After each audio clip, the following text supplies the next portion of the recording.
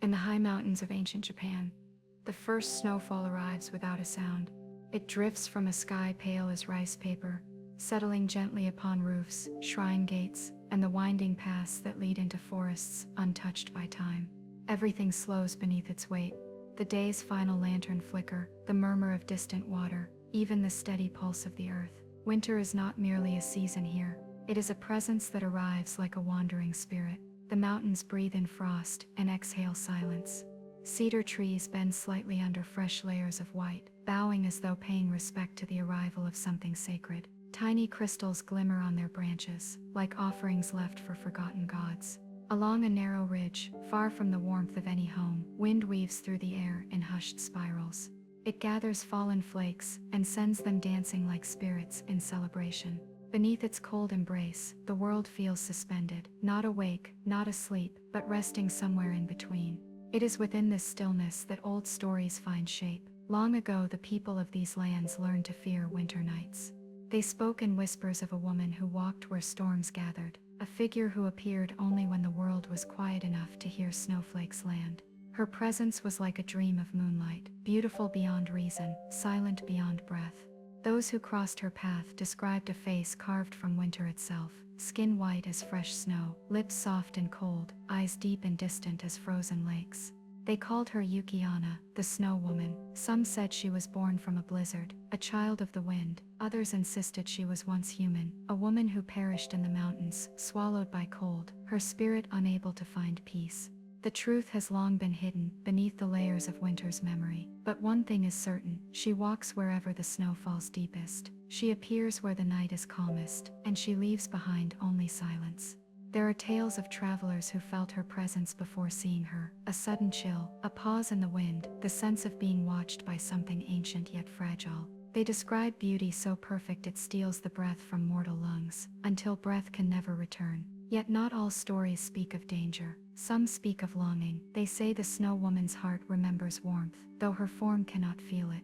They say she watches the living because she once belonged among them. They say the wind sometimes carries the sorrow of a voice that has forgotten how to speak. Tonight that sorrow stirs again. The mountains lie draped in white, as though wrapped in a shroud of dreams. From village hearths below, a few last embers glow, faint promises of life that the dark has not yet claimed. But beyond the reach of those comforting flames, winter reigns with quiet majesty. A single figure glides across the snow. Her steps leave no trace. The wind does not dare to stir her garments. Moonlight clings to her like a veil. She pauses at the edge of a frozen field, silver light reflecting in eyes that hold memories unknown even to herself. Snowflakes drift through her hair, settling like petals upon a ghostly crown. She lifts her gaze toward the mountains, as though someplace among those peaks lies a story she has spent centuries trying to remember. The night watches her in silence. For the snow woman does not speak, she does not cry, she only wanders, a question drifting through winter's endless breath. And as long as the mountains dream beneath snow, as long as the wind carries secrets through cedar trees, Yuki-Onna will walk. A spirit of frost, a memory of love lost to the cold,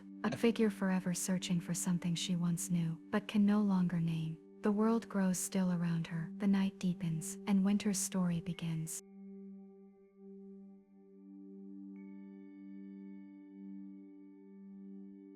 Beyond the last boundaries of the village, the world becomes a quiet expanse of unbroken white.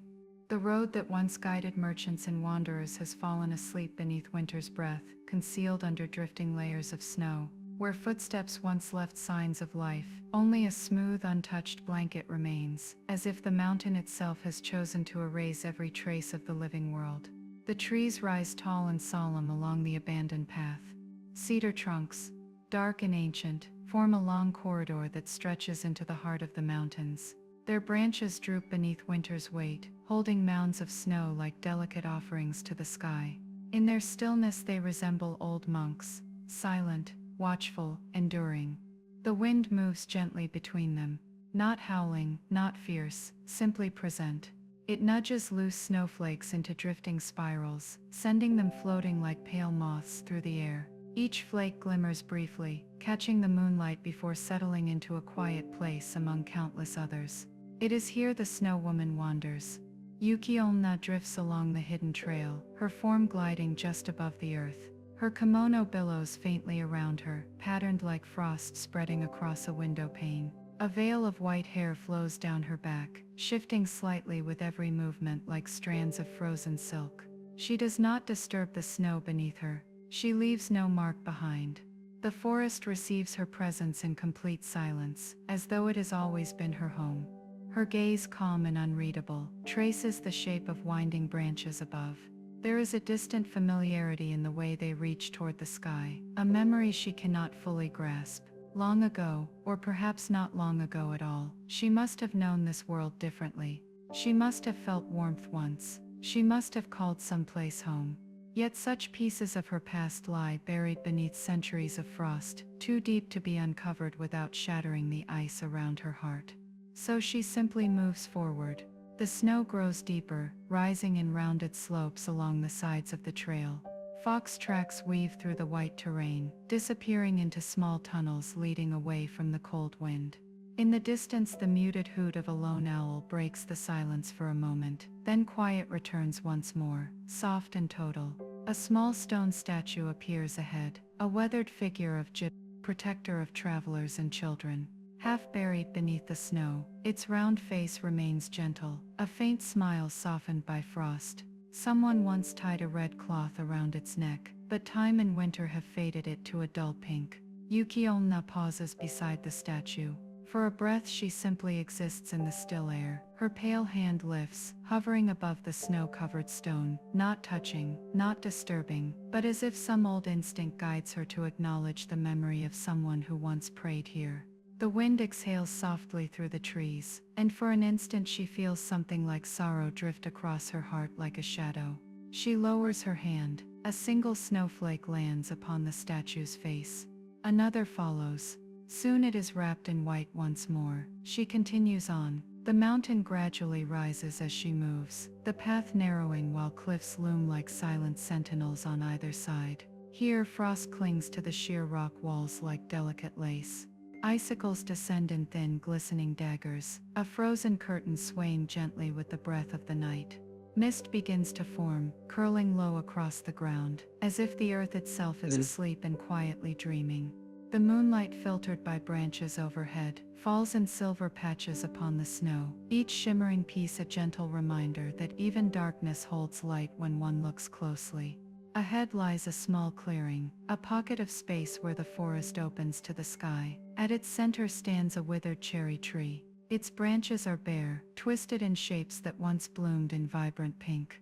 Now frost outlines every limb in delicate white lines, turning the tree into a sculpture of winter's making. Yuki-Onna stops again. The cherry tree is a relic of warmth, a reminder of fleeting beauty in seasons that carry color.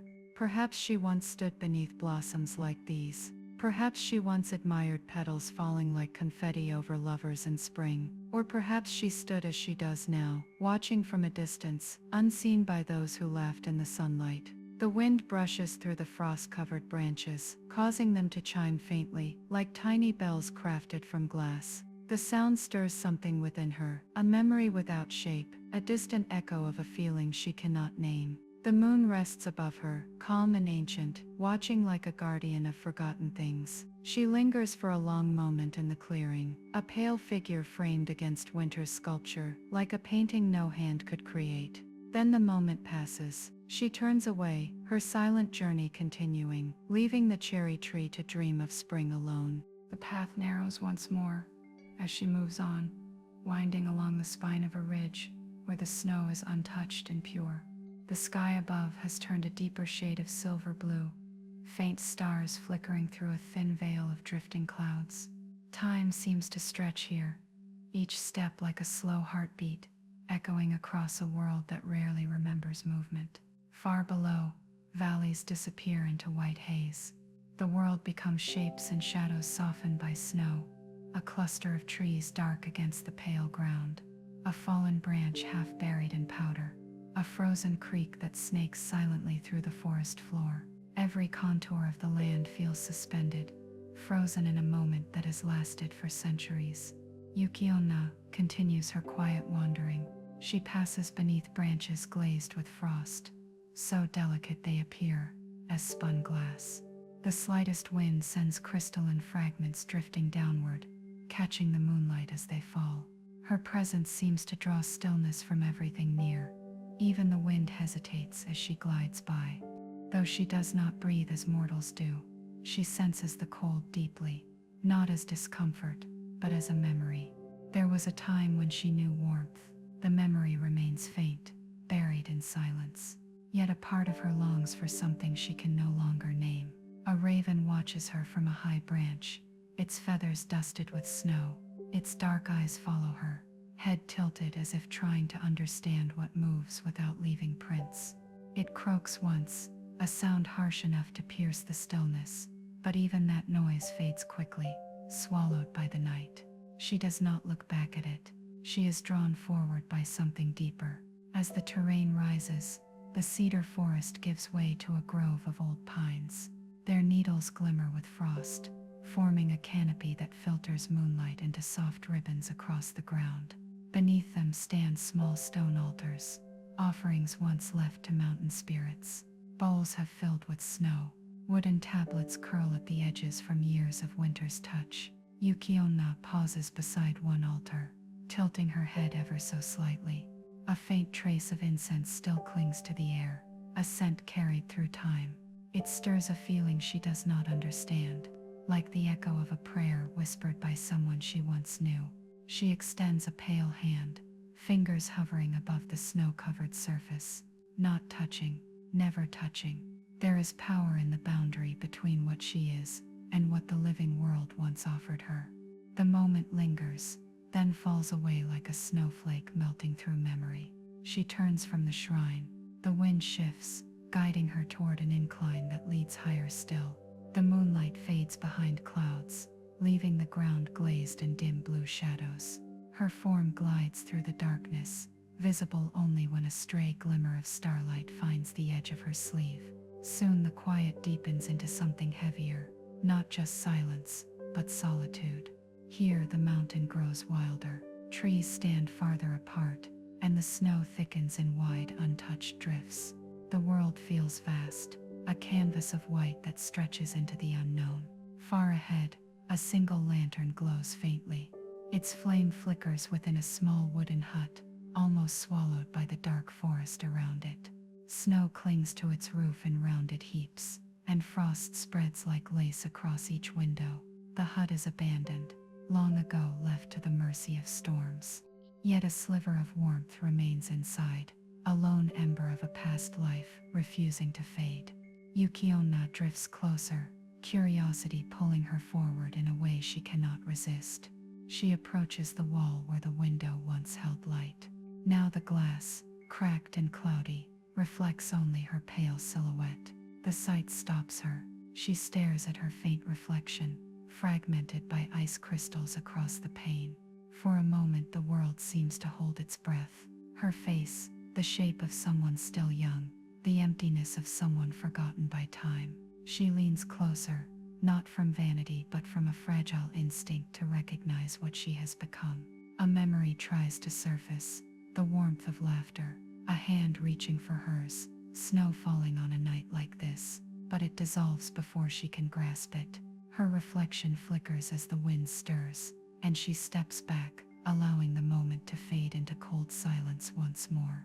The hut remains frozen in its quiet, a relic of lives that moved on without her. She turns away.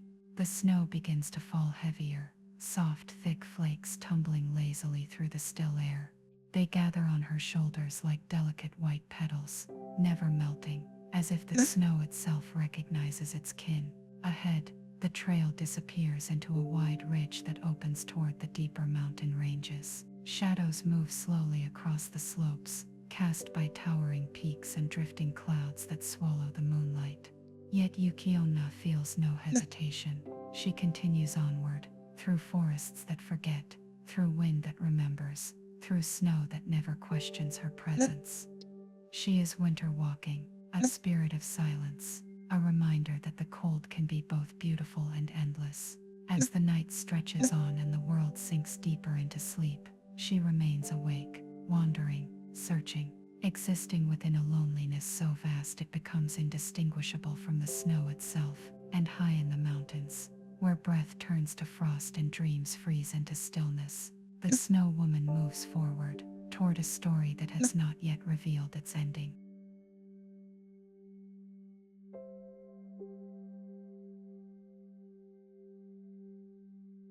Snow in the mountains falls differently than anywhere else in the world.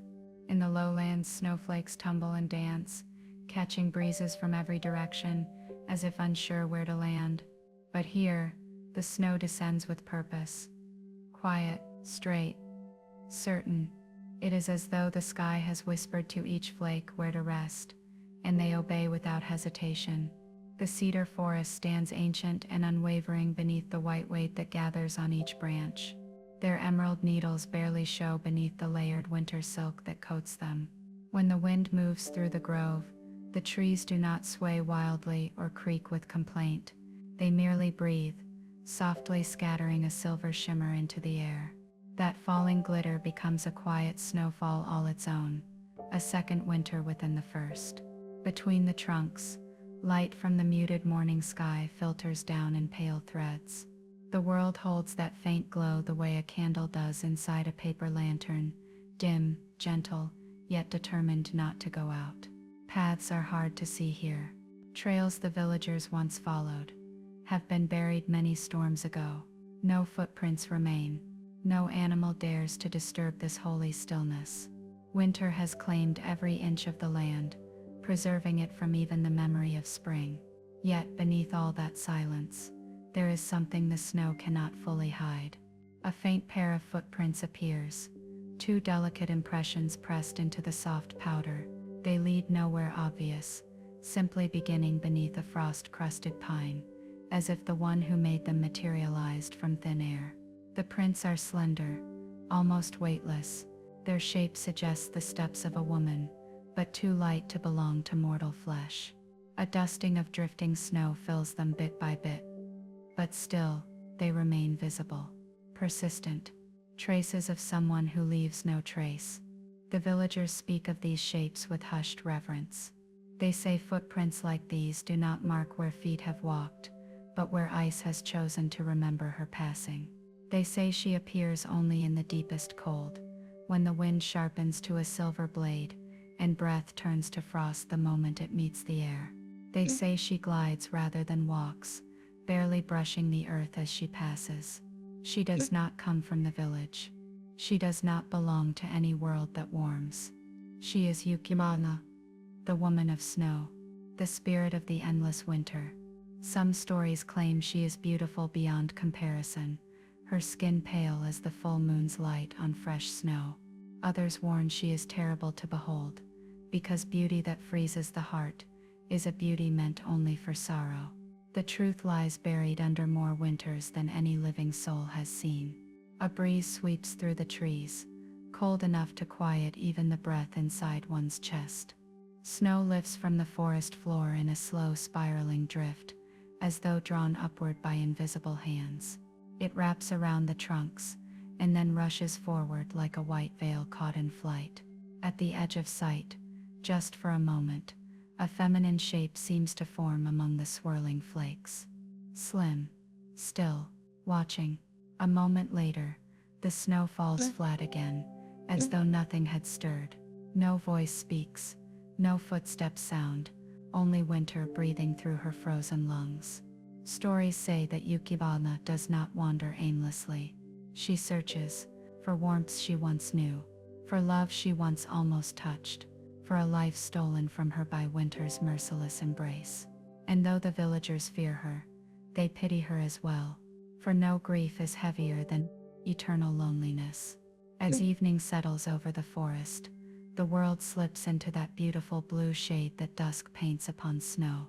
Shadows stretch long and soft. The cold sharpens just slightly more, not cruel but insistent, a gentle reminder of the mountain's ancient rule. A single snowflake lands silently on the frozen ground.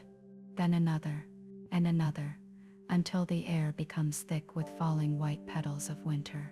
They blur the footprints, slowly erasing proof that anyone ever walked here at all. That is the nature of snow, to remember for only a little while, and then to forget so completely that even memory itself feels like a dream. Yet Yuki-Onna remembers. Because she must. She is bound to these mountains by her longing, bound to winter by her sorrow. As the wind grows colder, the trees seem to lean inward, listening. Something draws near once again, not from the living world, but from the quiet space where longing survives beyond breath. In the heart of the cedar forest, she awakens, and winter listens. Night gradually folds its dark wings across the mountains, and the moon rises round and pale, like a pearl carved from the cold itself. Frost glimmers beneath its soft light, turning every snow-covered limb and branch into a sculpture of crystal. The air becomes even stiller, as though the sky is holding its breath, so the world may sleep unhindered. It is in these hours that winter becomes most honest. There is no heat left to soften reality, no sun to pretend that the world is anything but ice and silence. On such nights, the mountain seems to whisper a truth only spirits can understand, a truth of how fragile warmth is, and how easily it can vanish. Stories say that Yuki-Onna glides through this darkness like a secret carried on the wind. Her presence is not loud, nor is it cruel, only painfully quiet, the kind of quiet that reminds a soul how small it is amidst the endless cold. The footprints that marked her passing have vanished beneath fresh snow, wiped away by winter's insistence on forgetting. Yet her presence lingers, not as sight or sound, but as a feeling like the very air is listening, waiting. Nearby, a stream trickles beneath a sheet of ice, flowing stubbornly through winter's grip. Its muted song is a reminder that life still exists here, even beneath layers of silence. Water never forgets its promise to keep moving, even when the world around it holds still. Yuki-Onna watches that stream sometimes, though no human eyes ever see her do so. Perhaps the river reminds her of the life she once lived, a memory scraping faintly against eternity's cold barrier. A memory of warmth, fragile and fleeting, like firelight in a snowstorm. But memory cuts both ways. Warmth lost is colder than warmth never known. This is the sorrow that binds her to these mountains. A sorrow too deep for mortal hearts to hold. A fox darts through the underbrush, its red fur a rare ember of life in the white world. Its paws leave tiny crescent shapes behind as it runs, marks of a creature still loyal to breath and hunger. The fox pauses, lifting its head, ears twitching. The forest is too silent. Even the wind has paused its wanderings, as though aware that some presence more ancient than the mountains has awakened. The fox bolts again, faster this time, as though racing its own fear. Above, a cluster of crows takes to the air from the bare limbs of a long-dead birch. Their wings beat the silence into brief chaos before they vanish into the night, leaving no trace but an uneasy shiver in the air. It is said animals sense Yuki-Onna before humans ever do, a primal understanding that she is not of their world. She brings no chase, no sudden violence, only a cold so perfect that life has no choice but to stop. Even fear must freeze eventually. The moon climbs higher, bathing the forest in its silver glow. Long shadows reach across the snow like dark fingers stretching outward, searching for warmth to steal. The trees form tall silhouettes, silent guardians or silent prisoners, depending on how one sees the world. Among them, a figure begins to take shape where the snowfall thickens. At first only a suggestion of a woman, white as the winter itself, then a clearer form, hair long and black as a moonless sky, skin lit by frosted moonlight, clothing flowing like a robe spun from ice crystals. Yuki-Onna stands still, unhurried. Stillness is her nature.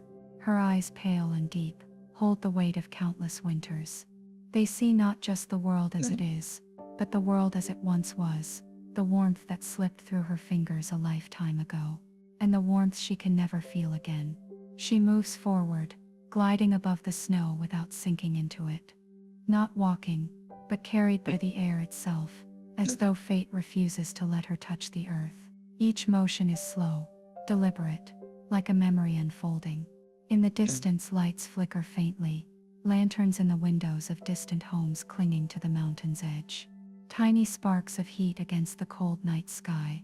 Yuki-Onna gazes at them with something that might once have been longing. But longing has grown brittle within her. It no longer reaches her heart.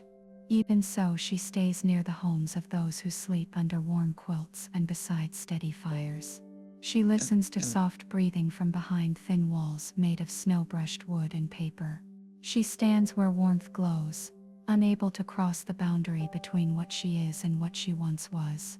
There was a time she could enter such places, a time when her hands sought comfort instead of freezing it, a time when she loved and was loved in return. But love is a flame that winter does not forgive. A thin wisp of frost escapes her lips, though she does not breathe.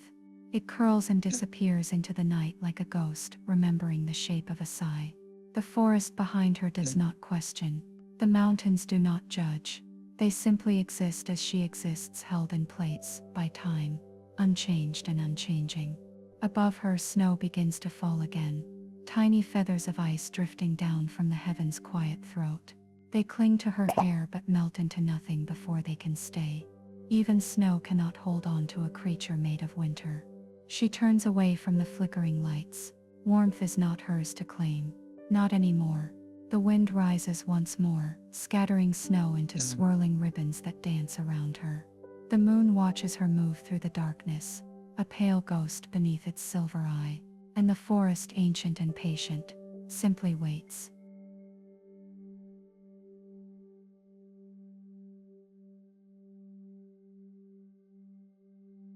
Night gradually folds its dark wings across the mountains, and the moon rises round and pale, like a pearl carved from the cold itself.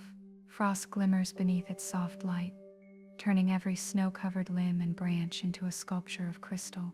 The air becomes even stiller, as though the sky is holding its breath, so the world may sleep unhindered. It is in these hours that winter becomes most honest.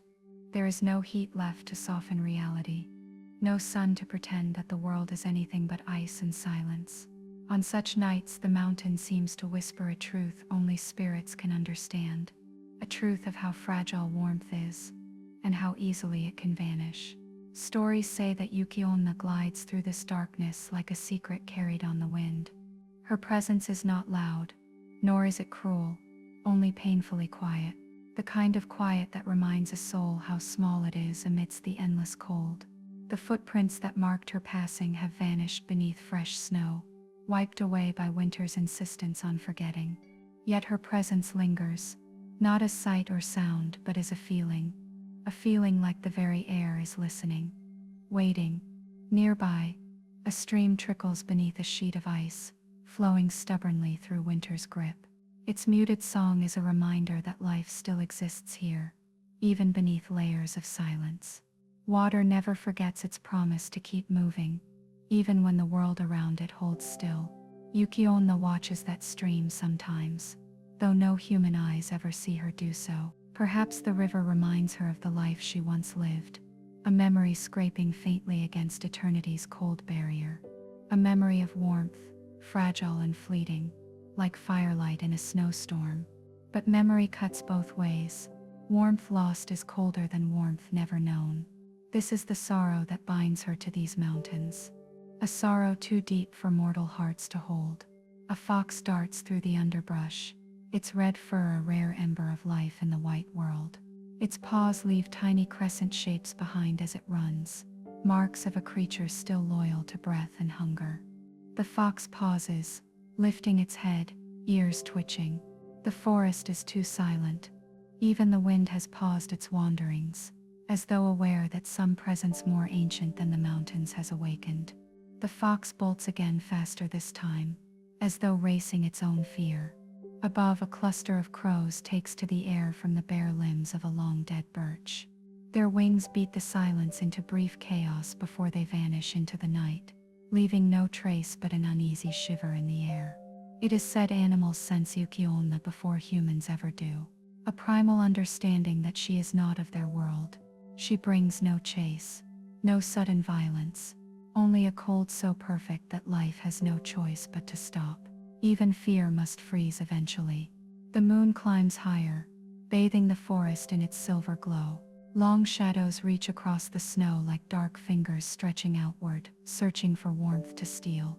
The trees form tall silhouettes, silent guardians or silent prisoners, depending on how one sees the world.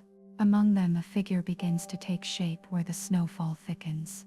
At first only a suggestion of a woman, white as the winter itself, then a clearer form, hair long and black as a moonless sky, skin lit by frosted moonlight, clothing flowing like a robe from ice crystals. Yuki-Onna stands still, unhurried. Stillness is her nature. Her eyes, pale and deep, hold the weight of countless winters. They see not just the world as it is, but the world as it once was, the warmth that slipped through her fingers a lifetime ago, and the warmth she can never feel again. She moves forward, gliding above the snow without sinking into it. Not walking, but carried by the air itself, as though fate refuses to let her touch the earth. Each motion is slow, deliberate, like a memory unfolding. In the distance, lights flicker faintly, lanterns in the windows of distant homes clinging to the mountain's edge. Tiny sparks of heat against the cold night sky. Yuki-Onna gazes at them with something that might once have been longing. But longing has grown brittle within her. It no longer reaches her heart. Even so, she stays near the homes of those who sleep under warm quilts and beside steady fires. She listens to soft breathing from behind thin walls made of snow-brushed wood and paper. She stands where warmth glows, unable to cross the boundary between what she is and what she once was. There was a time she could enter such places, a time when her hands sought comfort instead of freezing it, a time when she loved and was loved in return. But love is a flame that winter does not forgive. A thin wisp of frost escapes her lips, though she does not breathe. It curls and disappears into the night like a ghost, remembering the shape of a sigh. The forest behind her does not question. The mountains do not judge. They simply exist as she exists, held in place by time, unchanged and unchanging. Above her, snow begins to fall again. Tiny feathers of ice drifting down from the heaven's quiet throat. They cling to her hair but melt into nothing before they can stay. Even snow cannot hold on to a creature made of winter. She turns away from the flickering lights. Warmth is not hers to claim. Not anymore. The wind rises once more, scattering snow into swirling ribbons that dance around her. The moon watches her move through the darkness, a pale ghost beneath its silver eye. And the forest, ancient and patient, simply waits. After that night, the young man found himself caught between two worlds, one warmed by firelight and familiar laughter, one veiled in moonlit silence and untold longing. He returned to the mountains often, searching for signs of the woman made of winter. Sometimes he felt close to her, the air turning sharp and crystalline, the forest suddenly attentive. Sometimes the mountains were ordinary again, just snow and stone and wind. But even then, he knew she was there, somewhere just out of sight, like a dream that clings to the edge of waking. He spoke to no one about her. Some truths are not meant for company. In the quiet spaces of his heart, a question lingered. Was she a warning, or was she a wish? He did not know, but he could not stop seeking the answer. Winter, however, is not kind to seekers. Weeks passed, the snow deepened, swallowing paths and landmarks. The wind sharpened, the cold pressed closer, claiming strength from even the most stubborn breaths. The villagers urged him to remain near home. No one should wander too far when the mountain's hunger grows fierce. But longing is a force more dangerous than any snowstorm. One evening, as lanterns flickered along the village porches and smoke rose from chimneys like threads of gray prayer, the young man slipped away from the warmth he knew. The moon watched him climb, pale and unblinking, as if waiting to see what winter would decide.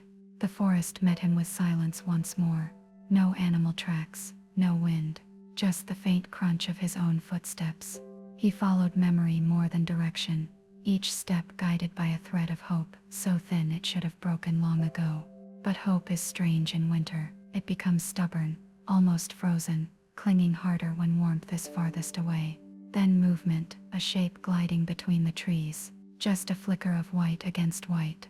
He stopped breathing for a moment, afraid the slightest sound would break the delicate spell holding the world together. The figure drifted to a clearing and paused. Moonlight fell full upon her. Yuki-Onna, her expression was unreadable, neither kind nor cruel, only impossibly calm, like a lake sealed beneath ice. She regarded him with eyes that reflected the night sky without ever revealing their own depths. He stepped closer, heart trembling like a flame in wind. He did not reach toward her. He did not speak. He simply stood there, offering his presence. For a heartbeat, the silent world allowed it. Two beings, one of warmth, one of winter, sharing the same fragile breath of time. Then her gaze flickered, not at him, past him. A distant lantern glowed faintly through the falling snow. Someone from the village, making a late journey home.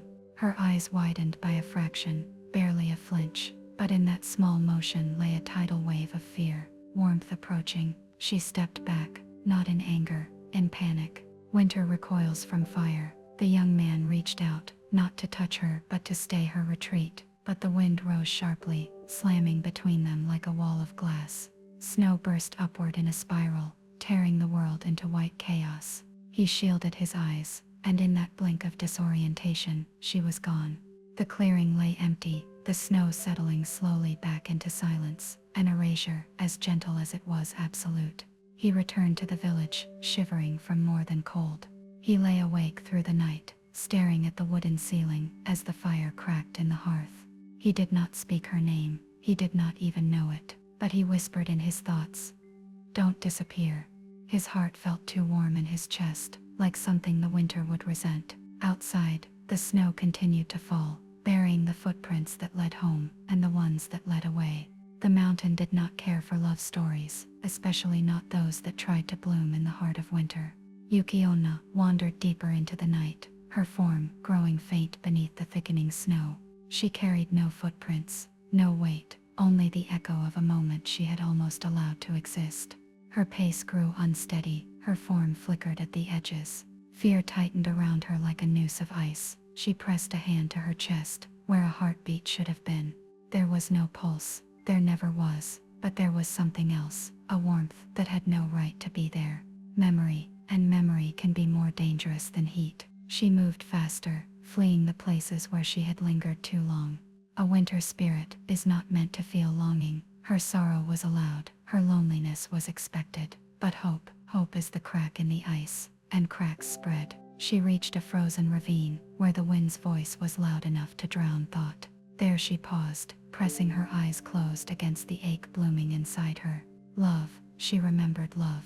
The memory was sharp enough to cut. She remembered a life before frost, a touch that did not kill, a name spoken like spring's first thaw. But memory burns colder than snow when it cannot be relived. The mountain beneath her groaned, the long cry of ice shifting under ancient pressure. Yuki-Onna opened her eyes to the endless white. Winter does not forgive, the wind seemed to say, and the cold inside her agreed. She must forget the boy before winter notices her weakness. She must remain the snow's grief, and not its dream. Yet she stood there still, unable to turn her back on hope fully. Snow gathered at her feet, restless. The sky darkened further. The world held its breath again. Winter was watching, and winter is jealous.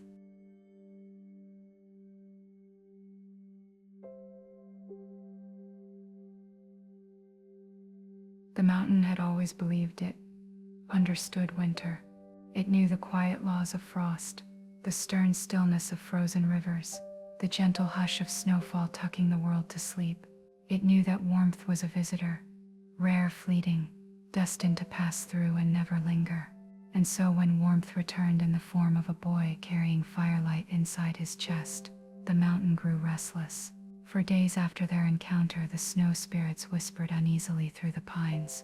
They swirled around Yuki-Onna whenever she drifted by, studying her with eyes made of glittering ice. They wondered why she moved differently now, slower, as if listening for something, hesitating as if remembering something she should not. She continued gliding across the high ridges, fulfilling the duties winter demanded, guiding lost souls gently into sleep, shielding delicate snowflakes from the cruelty of the wind, watching over travelers with silent judgment. But her thoughts strayed. She found herself returning again and again to the memory of kind eyes reflecting drifting snow, The mountain winds saw this change first. They were older than she, older than the first winter itself. They had watched countless spirits rise, vanish, and be reborn as wind or frost or nothing at all. And they did not trust the soft beating warmth now echoing faintly inside Yuki-Onna's hollow chest. A storm formed, not out of anger, but caution. The winds gathered in hushed whirlpools behind her, urging her away from the lower paths where human footprints marred the purity of the snow. But she ignored them, or perhaps she no longer heard storms the way she once did. At night, beneath moonlight sharp enough to carve silence into ice, she floated through the drift-heavy air and looked down toward the hidden paths that led to homes where hearths glowed and warmth clung to the air like lifetimes that refused to fade. There was one home, one light. She sought without admitting it. She did not dare approach. She only lingered above the tree line, half concealed by falling snow, watching the thin plume of smoke curling from a roof buried beneath winter's weight. Sometimes she thought she caught the sound of laughter, small, gentle, rising into the night like sparks from a smoldering log. Each time she fled before the warmth could reach her. One evening she discovered a new set of footprints weaving through the forest, not staggered like those of a traveler lost in the cold, but confident, purposeful, leading toward the mountains. Too fresh to bury, too determined to ignore. The mountain winds howled a warning, do not follow. But winter spirits are carved from curiosity as much as cold. Her feet, which rarely touched the snow, now brushed against it, sinking slightly, leaving faint impressions. She drifted lower, compelled by something deeper than fear. Then she saw him, carrying a lantern, its golden glow trembling like a heartbeat caught between courage and caution. Snowflakes melted when they touched his coat, only to freeze again in his hair. He paused beneath a towering fir and looked up into the falling snow, eyes searching for something he couldn't name. Her form began to shimmer into existence, not from desire, but instinct. Ancient habits stirred. Winter spirits show themselves to those who come too close. But instead of icy dread rising in her, something else moved, gentle, unwanted, frightening. Warmth flickered. She willed the wind to erase her outline, to keep her hidden, yet her breath, a silver wisp, escaped into the lantern's glow.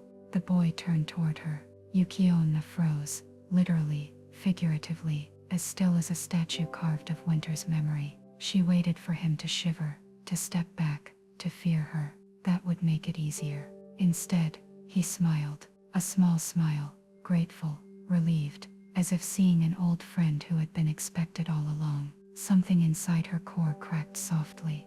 The mountain winds lunged at them in a sudden gust, kicking up snow to blind his view, to push him away. But he held the lantern firm and kept his eyes forward. The flame leaned toward her, like a flower bending toward the sun. She drifted backward, instinct forcing her away from something that could destroy her. Yet she remained visible, even as the winds scolded and swirled around her in frantic circles. The boy spoke no words. His breaths formed clouds that rose like prayers. He simply stepped forward, arm raised to shield the flame. In that moment the mountain understood. Warmth was not leaving. Warmth had found a reason to climb higher. Yuki-Onna lowered her gaze, unable to withstand the simple mortal bravery in his eyes. Her voice, unheard for years, formed inside her like a ghost of memory. I am winter. I must remain alone. The snow fell heavier, not to harm, but to protect. For the first time in her existence, Yuki-Onna turned away, not to vanish, but to run. As she glided uphill, wind trailing behind her cloak like desperate warnings, one truth echoed louder than any storm. The mountain feared warmth not because it melted snow, but because it awakened life, and life has always been stronger than winter. Moonlight scattered like broken pearls across the snow as she fled upward higher and higher until the forest was only a dark memory beneath the haze of falling white. She didn't need breath to move, yet she felt as if something inside her was gasping, as though the cold itself had been disturbed. She reached a ridge where the wind spoke plainly, unmasked by gentleness. He must forget you. You must forget him. Warmth brings endings. She ignored the message, though her body trembled with a chill she did not recognize. A chill that was not cold but fear. She perched atop a cliff of ancient ice overlooking the sleeping valleys. The stars above seemed nervous, flickering like candles worried they might be blown out by the next gust. Winter spirits gathered around her.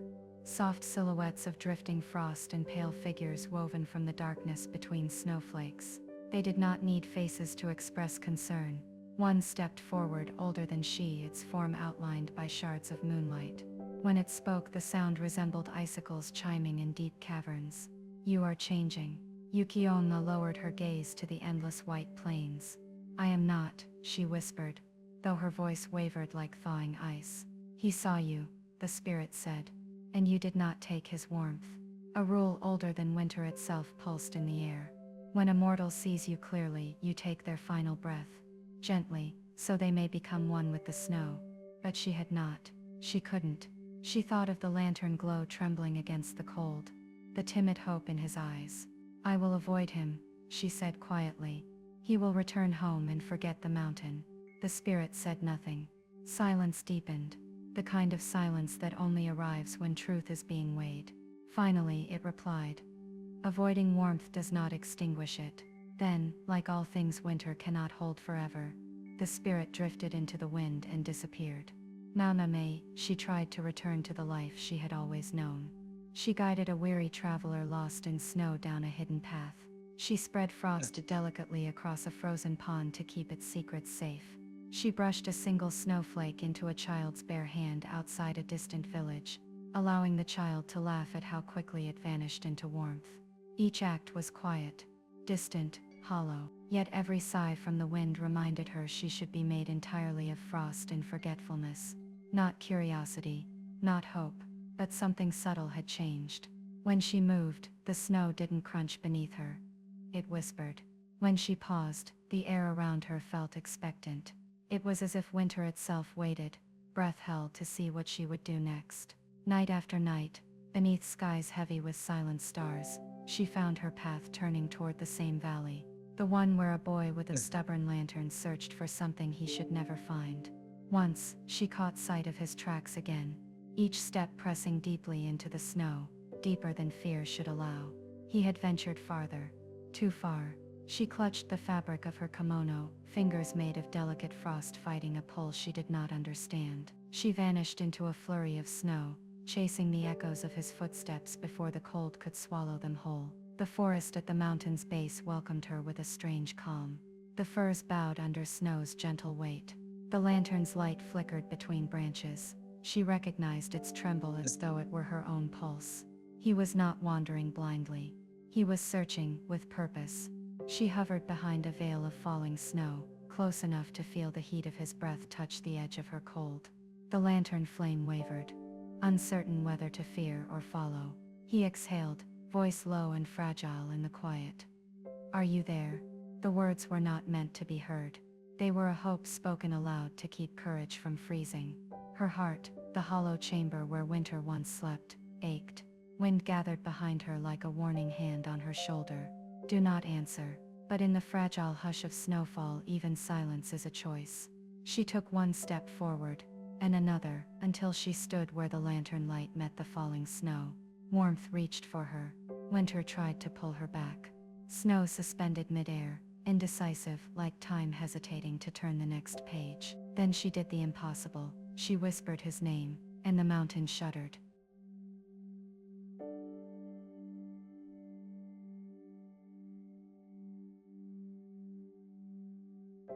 The mountains remain winter's devotion, their peaks wrapped in veils of snow, their rivers locked beneath glittering shells of ice. Yet somewhere deep beneath that frozen stillness, something stirs, a pulse the mountains themselves try not to acknowledge. For winter fears the first warmth, the first melt, the first sigh of spring. It knows its own impermanence.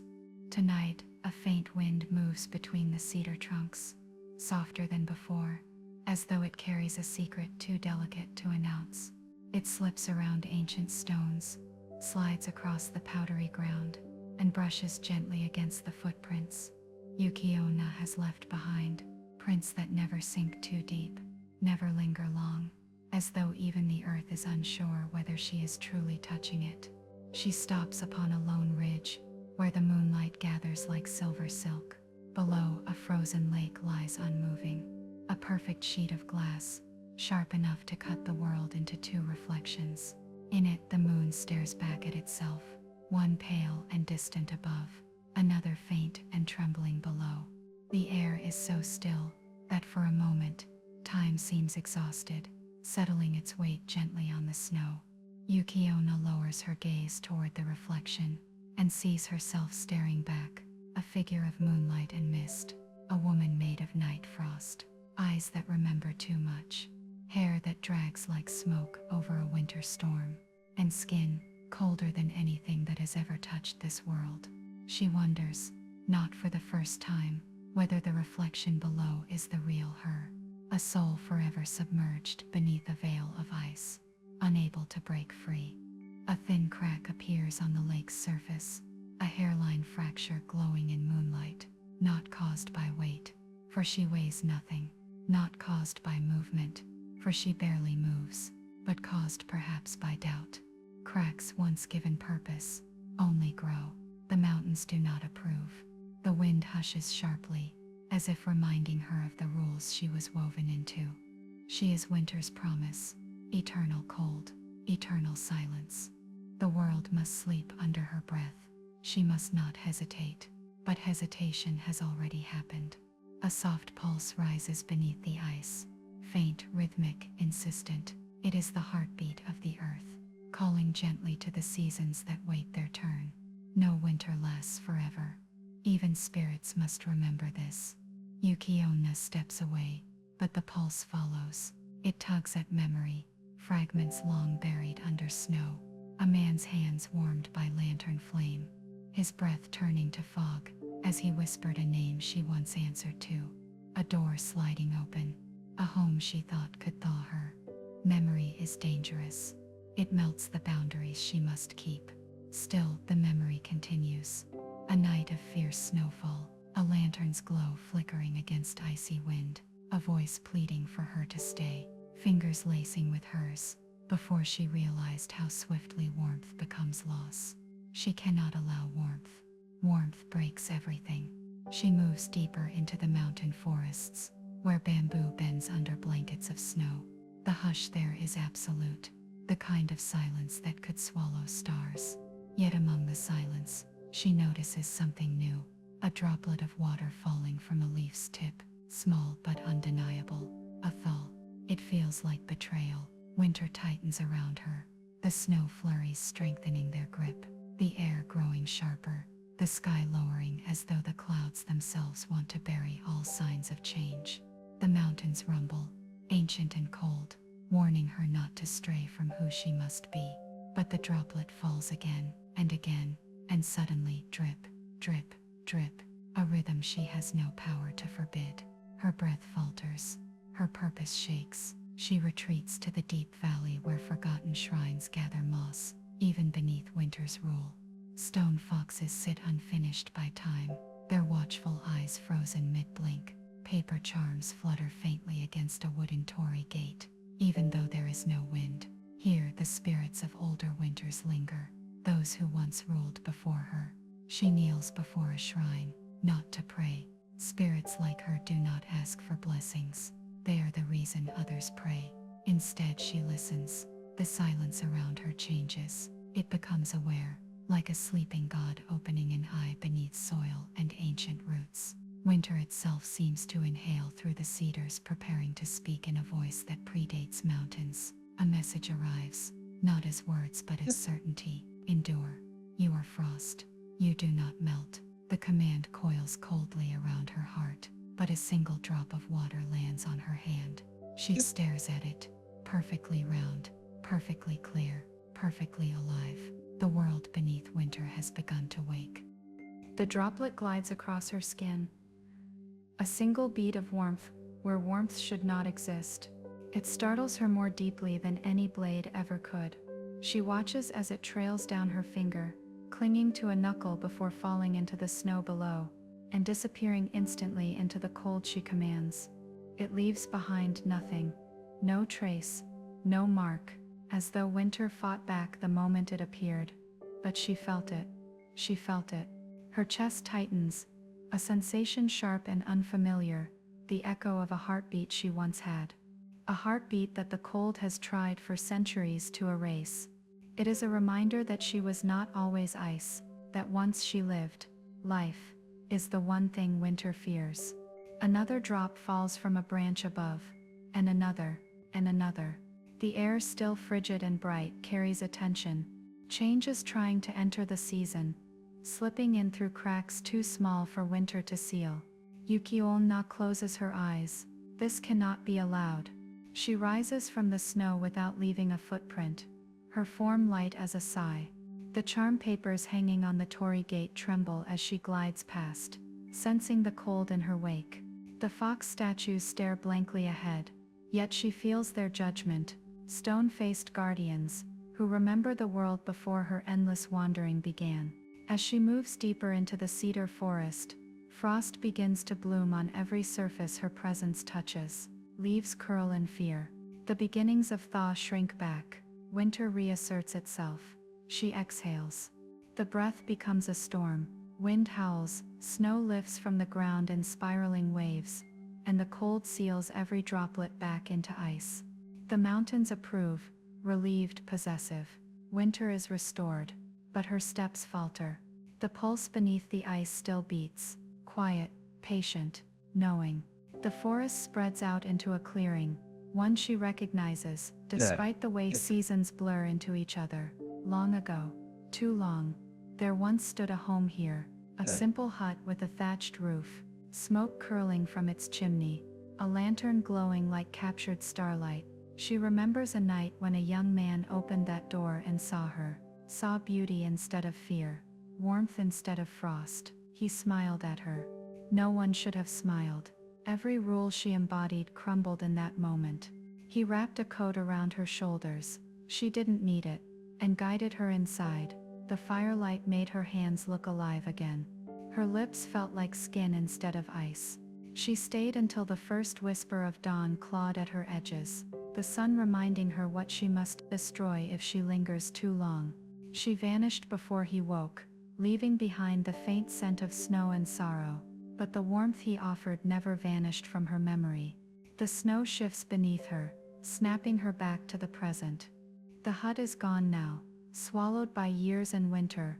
All that remains is a single iron nail in the ground, rusting through ice, a piece of what could have been. She reaches for it. Her fingers hover just above the metal. She cannot touch it, because the moment she does, it might remind her too fully of the warmth she almost kept. Her hand curls into a fist instead, and the winds rise once more, a protective tantrum. Snow hammers the mountainside. The cedars groan under its weight.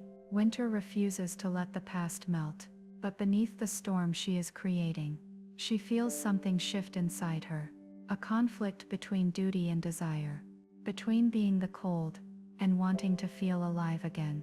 The mountains keep their silence, heavy and ancient. And in that silence, the first bird of spring, a small persistent sparrow, dares to chirp. Only once. But once is enough.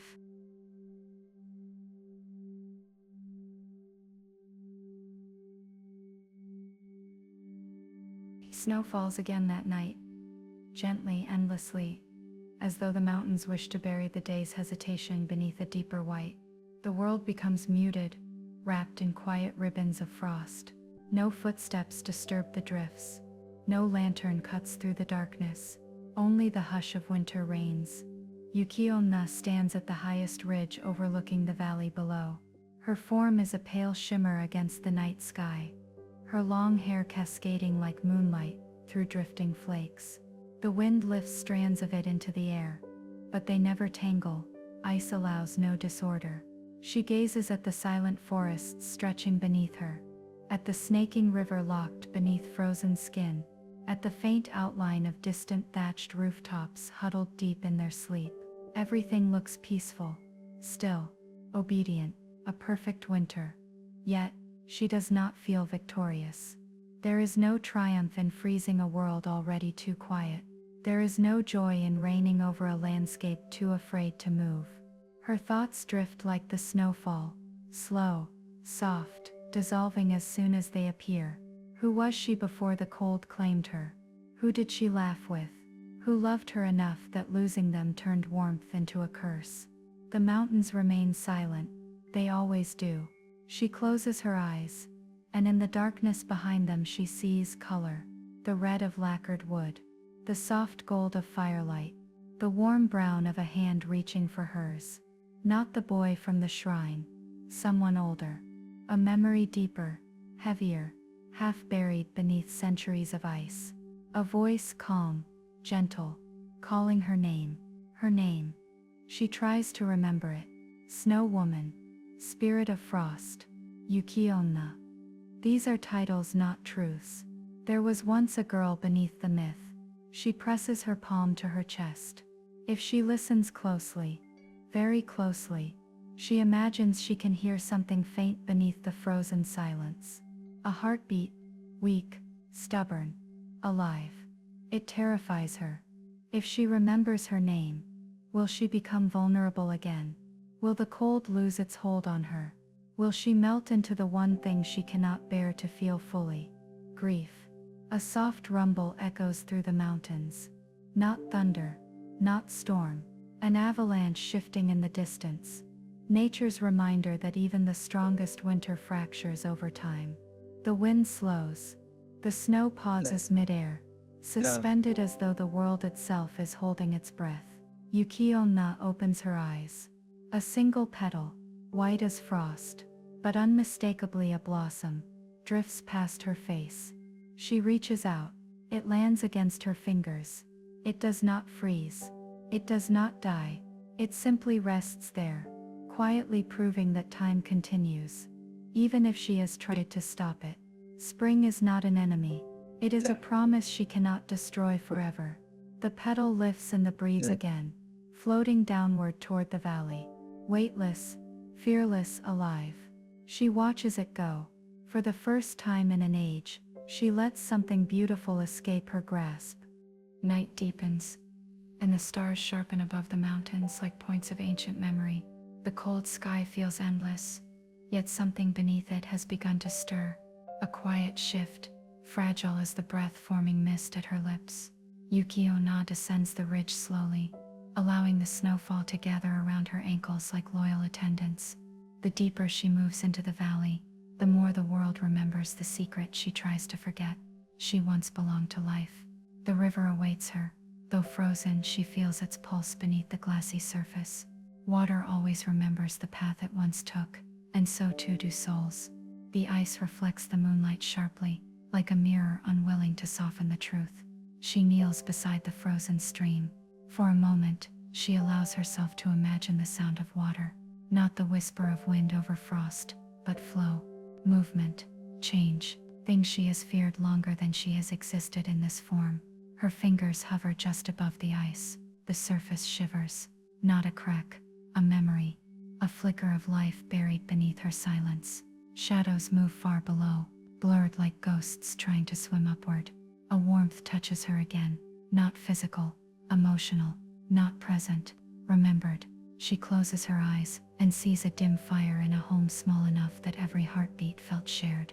She sees hands brushing snow from her hair with tenderness instead of fear. She sees laughter, soft, breathless, the kind that melts winter better than sunlight ever could. She sees the one she loved and lost. Her eyes snap open as the cold surges back, defensive and fierce. Frost races outward from her presence, tightening the ice into rigid armor. Her breath sharpens the air into needles. Emotion is dangerous. Memory is a thaw. She must remain winter. She must remain alone. The mountains whisper agreement, but the voice is thin now, weaker than she remembers.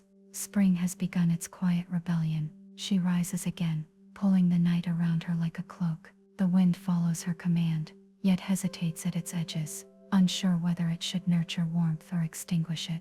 Above the treetops, she spots movement, a lantern's faint glow weaving slowly through the darkness.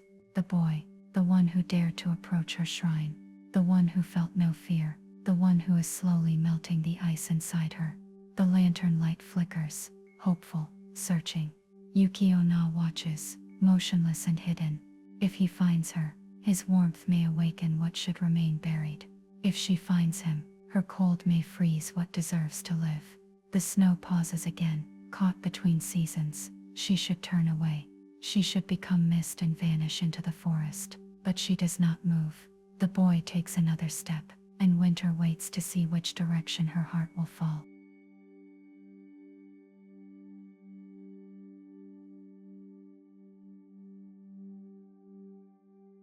The night holds its breath. Far below the mountain's white ridges, the faint glow of a single lantern weaves slowly through the darkness. A firefly of human hope wandering into a place not meant for warmth. Snow absorbs the sound of footsteps, but the flicker of light betrays every move the boy makes.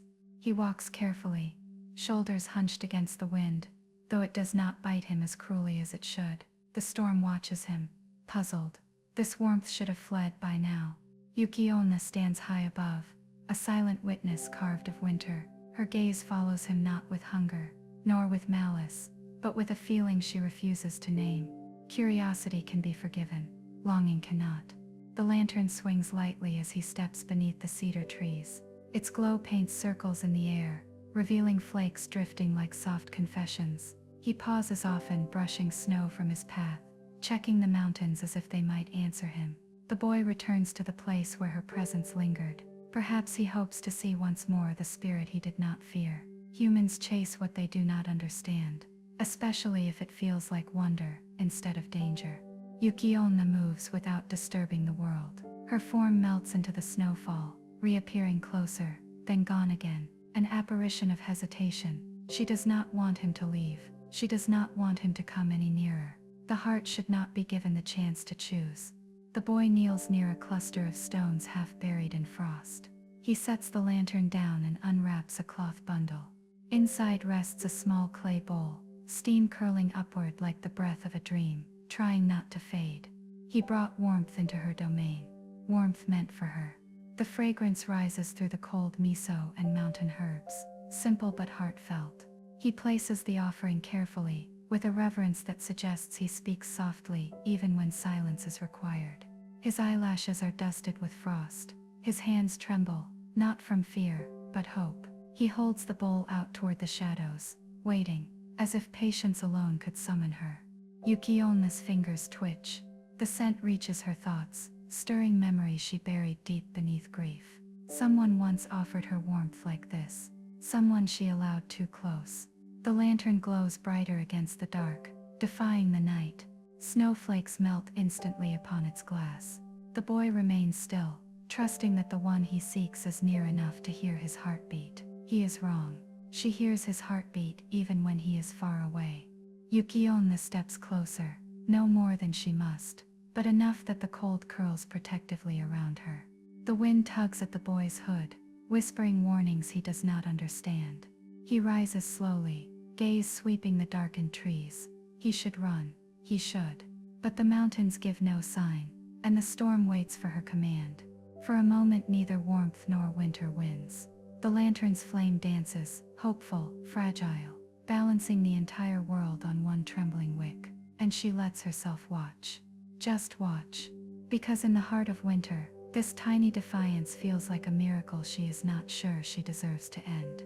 The boy lifts the lantern and steps toward the riverbank, the place where the ice is clearest, where moonlight glides beneath the surface like trapped silk. His breath forms clouds that drift upward before fading, as though his warmth refuses to linger too long in this place. He kneels again, brushing snow from the edge of the frozen stream. His palm rests against the ice, and he smiles faintly, as though something familiar stirs beneath his touch. A memory he cannot name, a presence he cannot see. Yuki-Onna feels that warmth echo through the frozen water. Her instinct demands she harden the river, seal every crack, erase every hint of life beneath the frost. But for the first time in a century, instinct is not the only voice inside her. The boy closes his eyes, not in fear, but in trust. That is far more dangerous. He bows his head toward the steam still rising from the bowl of miso. His words are silent, but she hears them regardless. Not speech, but intention. A thank you. A request. A hope that the spirit who saved him might accept even the smallest comfort in return. No one has offered her comfort in generations. The cold surges inside her, a self-defense born of heartbreak. She turns away, snow rising in a flurry at her feet. If she leaves now, winter will continue uninterrupted. The mountains will forget this moment, ever tried to exist. But she does not move quickly. Each step away feels heavier than the last. Her gaze flickers back unwillingly, drawn to the lantern's glow.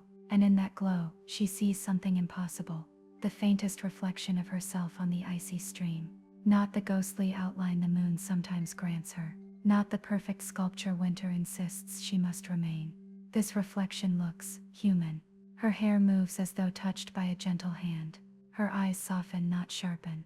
Her skin looks warm rather than carved from frost. She blinks, and the reflection fractures, splintering into ripples that freeze again instantly.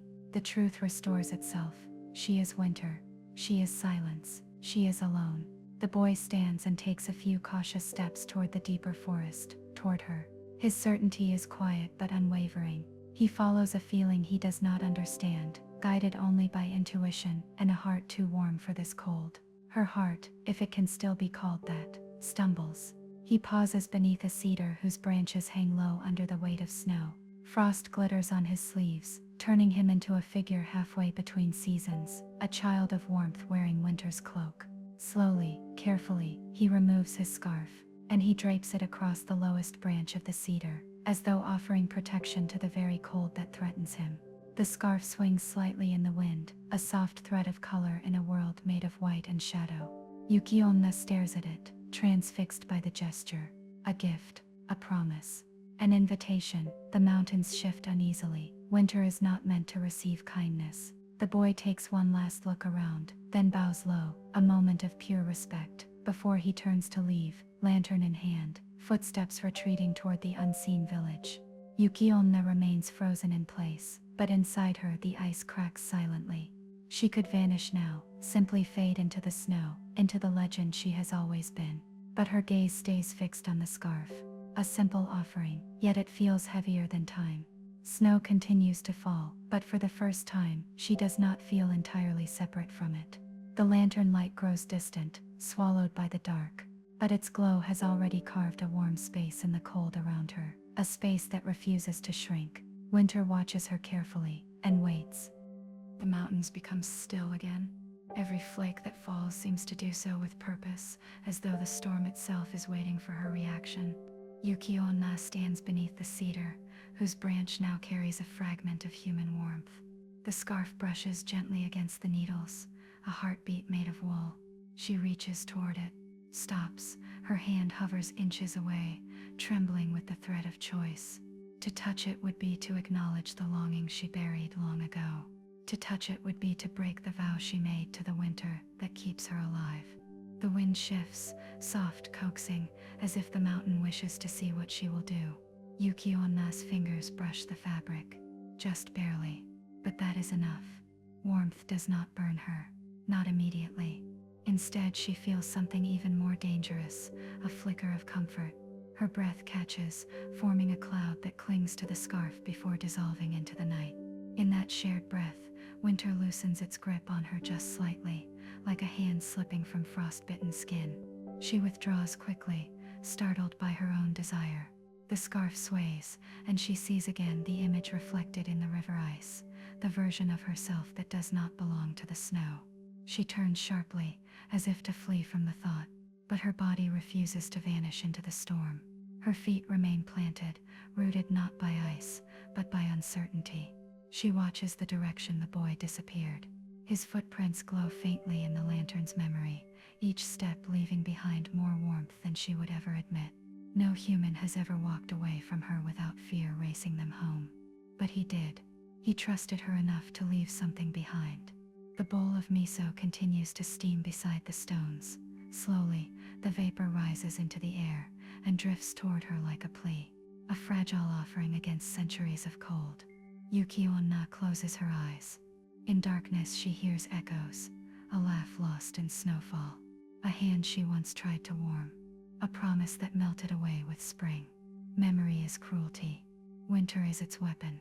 She opens her eyes and finds herself standing closer to the bowl, though she cannot remember choosing to move. The scent fills her again, soft and human. One taste would not change fate. One taste would not thaw a legend. but it might remind her she once lived. Her hand hovers, then the mountain groans beneath a shifting blanket of snow, the cold jolting her back into her body. The storm, sensing danger, presses harder around her with freezing wind. She steps back. The bowl remains untouched. The world breathes again. But the scarf still hangs on the cedar, and with every gust of wind it whispers a question she has never dared to ask herself. What if winter does not have to win? Yuki-Onna looks toward the distant village lights far below. Flickers of warmth scattered like stars fallen into the valley. The boy's lantern is gone now, but its absence leaves a path. Snow settles gently atop the gift he left behind. And for the first time in 100 years, Yuki-Onna is not sure she wants the night to continue exactly as it always has.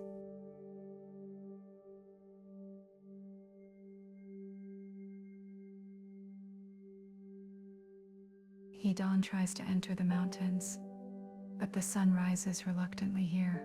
Light filters through a pale sky, weak and uncertain, touching the snow with a faded silver instead of gold. It is the kind of morning that feels unfinished, a day that winter permits only out of habit. Yuki-Onna has not moved. The scarf still hangs from the cedar branch, gently swaying like a heartbeat she has tried too long to ignore. A soft trace of warmth remains in the fibers, a memory of the boy's hands. She stares at it as though it were a forbidden scripture written on fabric. Warmth is dangerous. Warmth is change. Warmth melts the shape she was forced to become. She tells herself she is only studying it, cataloging the foolishness of mortals, their pointless attachments, their trust in fragile things. But the truth clings to her like frost. She wants to reach for it. She wants to know what he felt when he tied it there. Wind gathers around her like loyal servants, swirling in agitation. They fear what she feels. A crack echoes through the stillness, a sharp, clean sound like glass breaking beneath snow. At first she believes it is her own frozen heart, but the mountains rumble faintly in warning. Far off, the river groans beneath its icy shell, shifting against its boundaries. Winter is uneasy, and winter does not like being disobeyed. Yuki-Onna lifts her gaze as the wind stiffens, pulling at the scarf with sudden violence. It flutters desperately, struggling to break free, to erase the gift, the symbol, the possibility. She reacts without thinking. Her hand closes around the cloth. The wind falls silent. Her fingers burn with unfamiliar sensation, not fire, but memory. The scarf holds the echo of a life once hers, breath, pulse, warmth that should have frozen long ago. Slowly she holds it against her chest. The mountains exhale, a low, cold warning. In the village below, morning bells ring soft and hollow. People shuffle through their simple routines, clearing roofs weighted with snow, tightening the ropes that strain against winter's grip. They live in the shadow of stories they pretend not to believe. Only the boy knows the truth, though he cannot speak it. He eats quietly, eyes drifting again and again toward the mountain path. His parents do not question his silence. Some parts of the heart are allowed to remain secrets. After breakfast he prepares as though for any other day. Boots, mittens, the last of the firewood he insists on carrying to the shrine. But before he steps outside he looks to the empty hook where his scarf once hung. A small smile tugs at the corner of his mouth. He believes she accepted it. Maybe she did. Maybe she didn't. But belief alone can challenge an entire season. He steps out into the cold. Yuki-Onna drifts along the ridges, scarf wrapped lightly around her neck.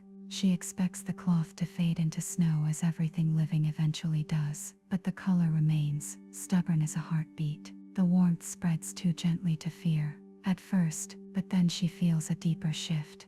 The wind does not obey as quickly. The frost takes longer to form. The snow around her feet softens, tiny droplets racing to exist in a world that should reject them. She panics, a quiet panic, the kind that does not breathe but still tightens around the ribs. Her form flickers, unstable. This cannot happen. This must not happen. She presses her palm over the scarf and forces the cold back into her chest. The mountain storms respond, swirling strongly enough to bury doubt. The river below freezes harder, regaining confidence. But somewhere inside her, a drop still refuses to freeze. The boy pushes through the forest, lantern unlit but hope burning just the same. He hums occasionally, a small tune to warm the silence. His boots crack against hidden ice, and snow rushes down from branches like applause every time he looks up. He does not know where she is, but he knows she exists. Sometimes that is all humans need to keep walking. Without warning, the wind sweeps in, fierce, sharp, the kind that erases footprints as soon as they are made. The boy stumbles, shielding his face. The storm arrives too quickly to be natural. Yuki-Onna watches him from the heights. She did not summon this. Winter acts on its own now, wary of her heart's betrayal. The storm pushes the boy back toward the village, but he plants his feet hard in the snow, refusing to leave. He lifts his chin toward the mountains, determination burning brighter than lantern flame. His breath spills into the air like prayer, and she hears every syllable.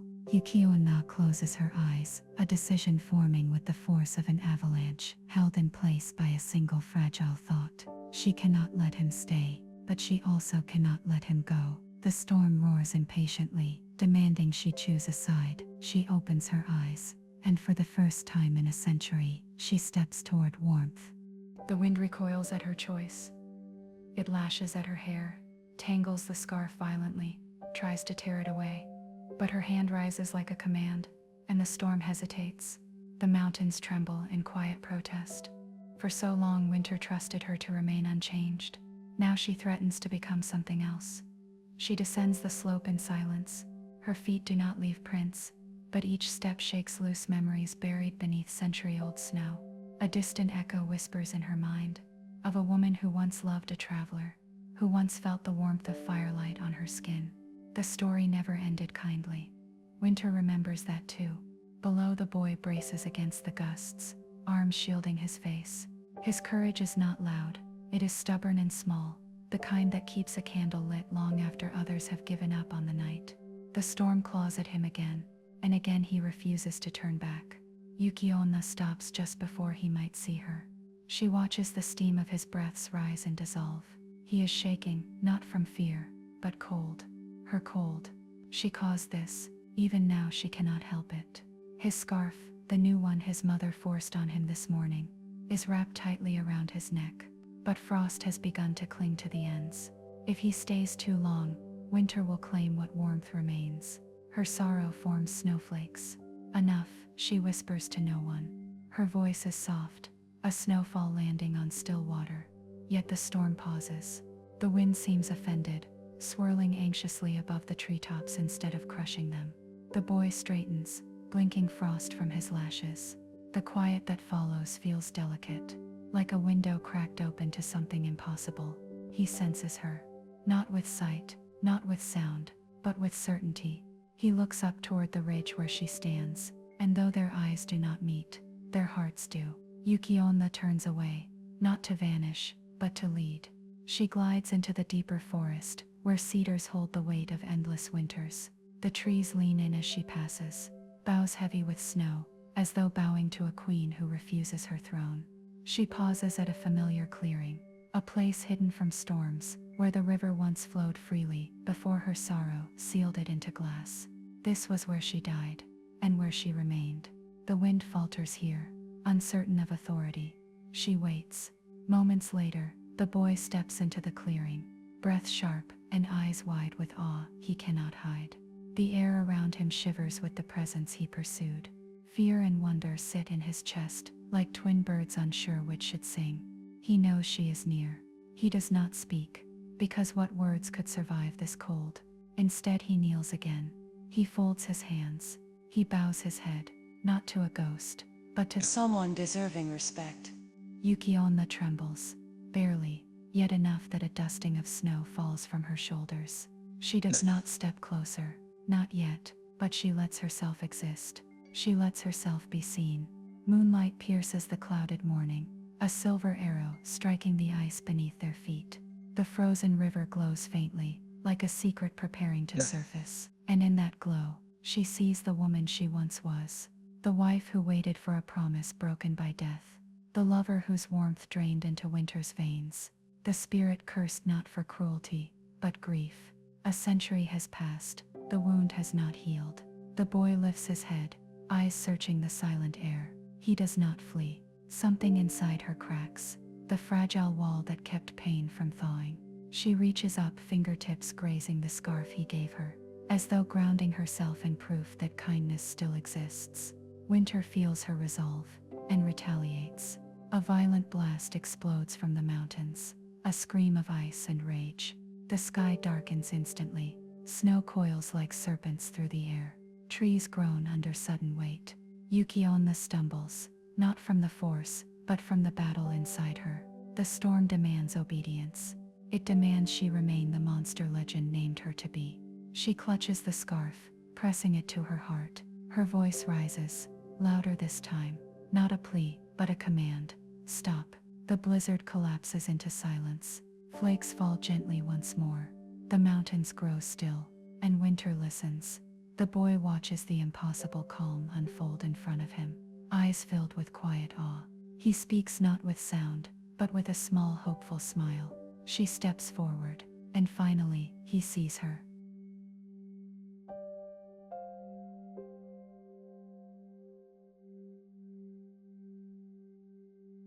In the hush that follows the brief crossing of two worlds, the mountains breathe again. The wind softens as if exhaling a long-held sorrow. The snow settles gently over the places where footsteps once pressed the earth, hiding every trace, restoring absolute stillness. Nothing moves. Nothing needs to. The night remains deep, and the sky above unfurls like a quiet scroll of silver.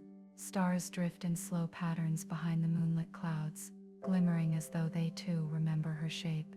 The delicate figure woven from frost and longing.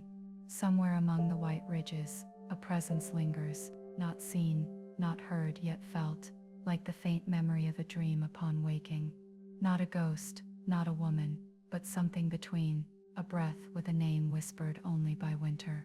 The pines sway the way they always have, their branches heavy with snow, creaking soft lullabies to the sleeping earth.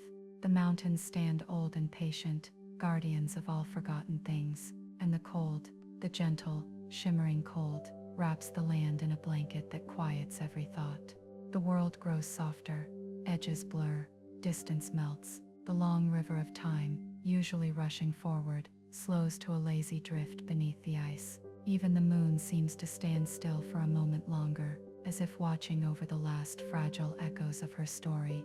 Not every tale needs to be held. Some are meant to melt away, like snow touched by morning light. If she still walks these mountains, and she surely does, she does so with steps that leave no mark, with eyes that reflect the glow of the silent stars, with a heart forever wandering between warmth and cold. A lantern flickers in the wind, its glow stretches thin against the vast night, trembling but enduring. A tiny ember against the white immensity, a reminder that life continues, even in the most desolate places. Perhaps she sees it, perhaps she pauses, perhaps she remembers what it felt like to be seen. Snowflakes fall slower now, each one lands with a softness deeper than silence. Each breath of air is calm and cool, guiding thoughts towards stillness. The wind carries nothing but ease, slow, steady, reassuring. Let the eyes grow heavy. Let the mind drift like a feather above the sleeping trees. Let the cold of these mountains be not harsh, but healing, a gentle quiet that smooths every worry into peace. Somewhere in the distance, night deepens into dream. Somewhere in the falling snow, a figure dissolves into a hush of white petals. Somewhere she lingers, not close enough to disturb sleep, but close enough to protect it. There is nothing more to seek. There is nothing more to chase. Only the soft, slow rhythm of winter. Only the quiet promise that dawn will come, but not yet, not for a long while. Rest, like the mountains, still and untroubled. Rest, like snow and moonlight, safe and unbroken. Rest, like someone watched over by a spirit who remembers love, even when time forgets. The story ends, the dreaming continues, and somewhere, under starlit frost, Yuki-Onna walks on, as gently as sleep itself.